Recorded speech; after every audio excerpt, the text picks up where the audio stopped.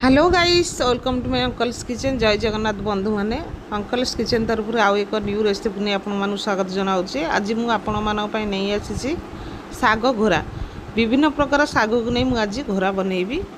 Guys देखंतु मु कखारु पत्र पोई पत्र कलम साग आगे नहीं पालंग नहीं धनिया नहीं कोसला नहीं खड़ा नहीं पत्रकोबी नहीं बंधाकोबी पत्र नहीं चढ़ई गुड़ी साग नहीं विभिन्न प्रकार साग को नहीं आज बनैबी साग घोरा।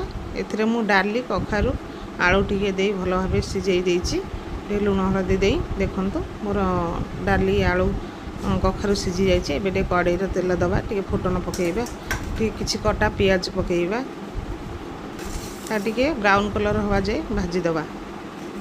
तापर आम जो साग सब नहीं कखारु फुल भी सागर पकई साग को भल भाव काटी एबे आम फुटन पकईकि टिके नाकर एपट सेपट करके 2-3 सेकेंड जाए एपट सेपट करदे सागटा जमी नरम हो आसो। एवं सीझे से डाल की आम पकईबा पकईकि साग सहित भल भाव मिक्स करदे टे छाड़ीदे 5 मिनट फुटापी। देखो साग मोर भल भाव फुटिक सीझीगला एबे टे लुण स्वाद अनुजाई लुण पकईबा आउ टे फुटेदबा टे देखंतु ए सागर टेस्ट आनियापी मुझे कंचा लंका रसुण छेचा पकईली माने आपण फुटन कंचा लंका रसुण छेचा पकईबेनी साग ठीक सीझिला बेलू कंचा लंका रसुण छेचा पकईबे टे बढ़िया सागर टेस्ट आसो।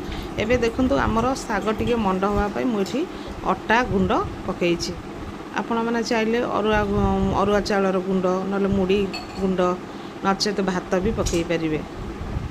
मु जो भाई प्रोसेस बनाऊँगी आपण मैंने यहीपरी टे मार्केट भी आवेलेबल मिलूँ यही साग मिशामिशी साग आपण मैंने आणवे यहीपरी प्रकार बनइबे खाइबे मत कमेंट माध्यम जनइबे। मोर वीडियो को लाइक शेयर सब्सक्राइब कर बेल आइकन प्रेस करेंगे जहाँफल कि मोर नुआ नुआ वीडियो आपण मैंने देखिए।